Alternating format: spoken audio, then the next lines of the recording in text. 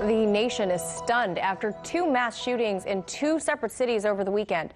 The first in El Paso, Texas, where a gunman opened fire on back-to-school shoppers inside of a Walmart store.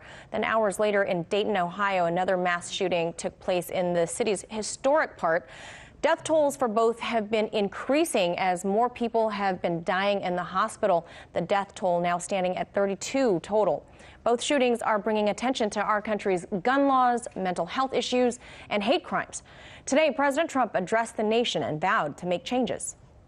Today, I'm also directing the Department of Justice to propose legislation ensuring that those who commit hate crimes and mass murders face the death penalty, and that this capital punishment be delivered quickly, decisively, and without years of needless delay. These are just a few of the areas of cooperation that we can pursue. I am open and ready to listen and discuss all ideas that will actually work and make a very big difference. RT's Ashley Banks has more on this devastating story. Two cities are grieving after two mass shootings within 24 hours left at least 30 people dead and more than 50 others injured.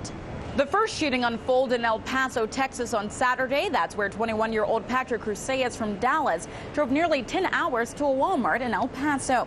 And around 10 a.m., he opened fire on back-to-school shoppers, killing 20 and injuring more than 24.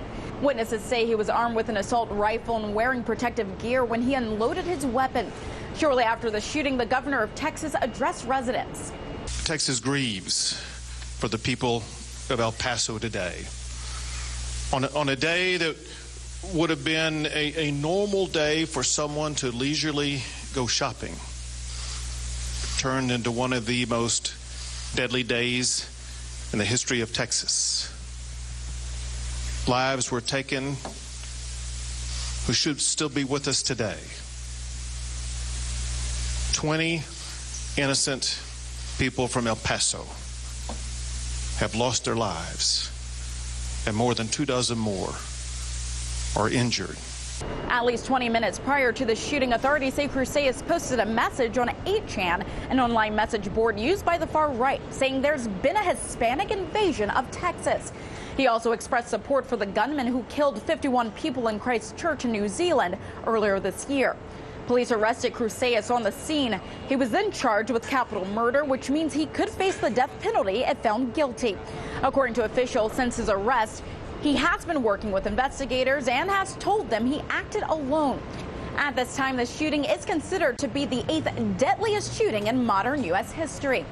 In less than 24 hours, without warning, Dayton, Ohio became the next victim of a deadly mass shooting. This time in a nightlife district. Around 1 a.m. Sunday morning, 24-year-old Connor Betts opened fire at crowds gathered outside of nightclubs, killing 9 people and injuring 27 others using a high-capacity rifle. The entire ordeal took less than 30 seconds. One of the deceased is the shooter's sister, and among the injured was a friend of the shooter, who police say had no involvement in the shooting. At the time of the attack, officers were in the area. They acted quickly, fatally wounding Betts as he was just steps away from entering a crowded bar. At this time, police are investigating to determine a motive behind this shooting. The mayor of Dayton has been deeply saddened by the tragedy that struck the city, but is amazed by the police response, saying it could have been worse.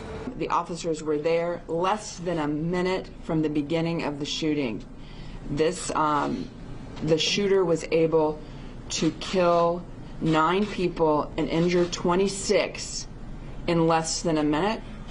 And if we did not have police in the Oregon District and the thousands of people in the Oregon District enjoying their Saturday evening, what we could have had in this city. So it is a terrible day for Dayton, but I am so grateful for Dayton Police's fast action.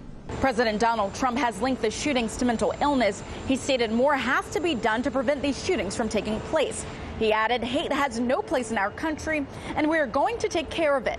This has been going on for years and years in our country, and we have to get it stopped. However, many critics argue it's Trump who's the one that's fueling this anger and discord in this country, adding if it weren't for his rhetoric regarding immigration and the border, at least one of these shootings wouldn't have taken place. Reporting in Washington, Ashley Banks, RT. Hey YouTube, thanks for checking out our channel. We hope you enjoyed the video. We have tons of content for you just like this. For more of RT America's one-of-a-kind news and analysis, be sure to subscribe and never stop questioning more.